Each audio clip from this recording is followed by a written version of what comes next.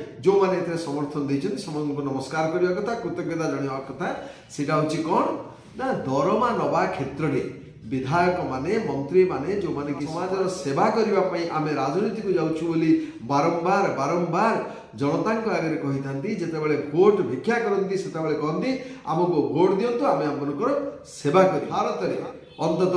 गर्वर सहित आम कहीपर जे आम विधायक माने आम मंत्री माने आम मुख्यमंत्री आम बाचस्पति आम उपबाचस्पति आम उपमुख्यमंत्री